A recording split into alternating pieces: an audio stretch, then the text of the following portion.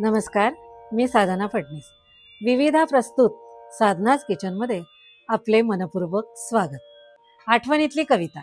आजची कविता आहे रंगरंगुल्या सान सानुल्या. आजच्या कवितेच्या कवयित्री आहेत इंदिरा संत. तर त्यांचा बालकविता हा संग्रह 1970 ते 1980 या दरम्यान प्रसिद्ध झाला.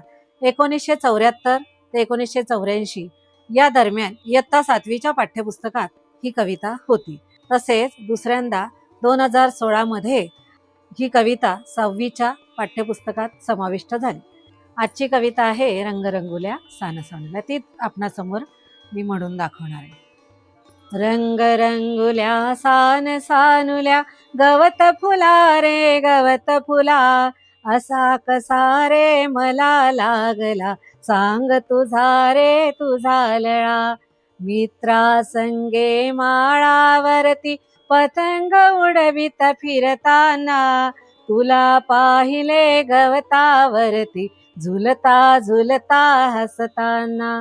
विसरून गेलो पतंग नभीचा, विसरून गेलो मित्राला, पाहून तुझला हरकून गेलो, अशा तुझ्या रे रंग कळा, अशा तुझ्या रे रंग कळा. पूर्ण कविता घेत नाही कारण आपली रेसिपी असते आणि तेवढा वेळ फक्त कविता यासाठी घेतो आपण की एक आठवणी जाग्या होतात, कुठेतरी रमल्यासारखं होतं. छानपैकी शब्द खूप छान असतात.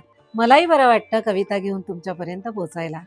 उजाळा आठवणींना, सांगड जुन्या नव्याची, साध्या सोप्या घरगुती पदार्थांची. आजचा पदार्थ आहे मुगाच्या डाळीची भजी. तर त्यासाठी लागणारं साहित्य आहे मुगाची डाळ. मी 2 तास आधी भिजवून घेतलेली आहे.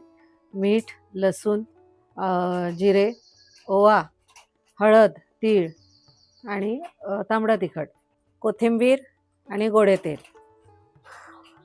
4 मिरच्या घेतल्या आहे, लसूण, जिरे आणि कोथिंबीर. म्हणजे कलर याला डाळीला वेगळा छान येणार आहे, त्यामुळे म्हणजे ग्रीन शेड त्याला येणार आहे. तर आपण आता डाळ वाटून घेणार आहोत. डाळीसोबत हे सगळे मिरची वगैरे मी घेतलेली आहे.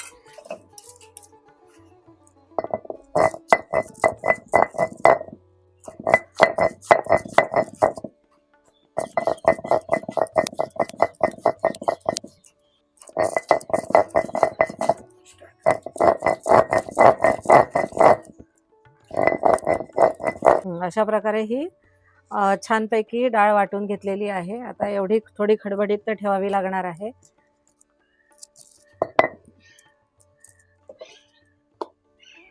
या डाळीचा कलर बघा आता कसा थोडासा हिरवट झालेला आहे, छान वाटतोय. त्यामुळे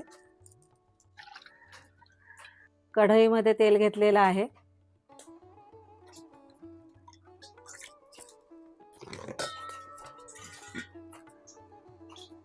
कापून घेते.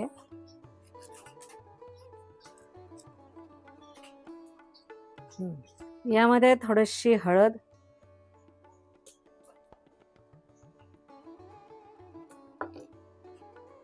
हळद ही आपल्या प्रकृतीसाठी चांगली आहे. तीळ तर आहेच आहे, छान आणि चव सुद्धा येते. ओवा,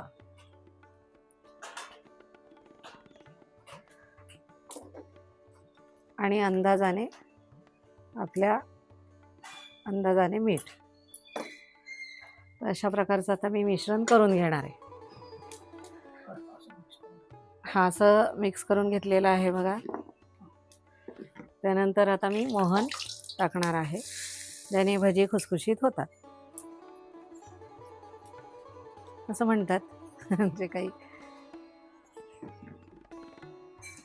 म्हणजे माझी आई म्हणायची की मोहन टाकायला हवंय, म्हणजे जरा भजी खुसखुशीत होतात.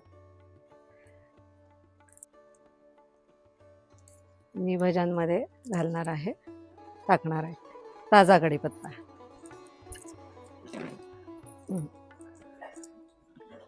कढीपत्त्याने छान चव येते. परत मोहन वगैरे आपण टाकून घेतलेलंच आहे.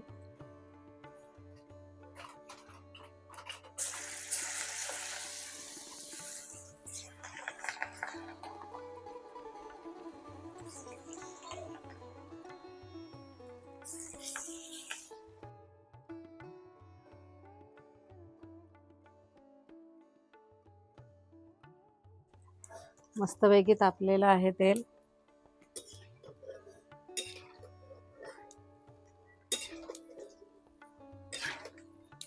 तेल छान गरम झाल्यामुळे भजी पटकन आणि कुरकुरीत होतात.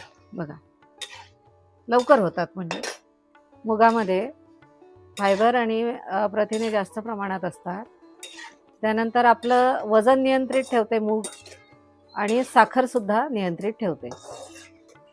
तर असा हा मूग आपण नेहमी आपल्या किचनमध्ये ठेवावा. अख्खा मूगही छान आणि मुगाची डाळसुद्धा छान.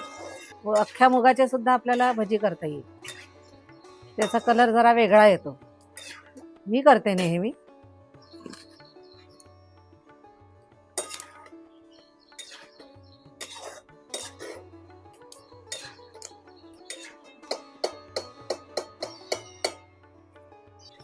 भज्यांबरोबर खायला. आणि या 2 मिरच्या. तर अशी ही मुगाच्या डाळीची भजी. मस्तपैकी पाऊस पडलेला आहे आणि गरमागरम भजी आपल्याला छानपैकी खाता येते. त्या मुगाच्या डाळीबरोबर तुम्हाला वेगवेगळं घेता येतं. हिरवी मिरची मी तळून घेतलेली आहे, कांदा आहे, दही आहे, सॉस घेऊ शकता. तर अशा प्रकारची ही मुगाची भजी तुम्ही घरी करा आणि नक्की मला सांगा. माझ्या चॅनलला लाईक, शेअर आणि मला फॉलो करा. थँक्यू. असाच एक नवीन पदार्थ घेऊन नव्याने भेटूया. तोपर्यंत नमस्ते.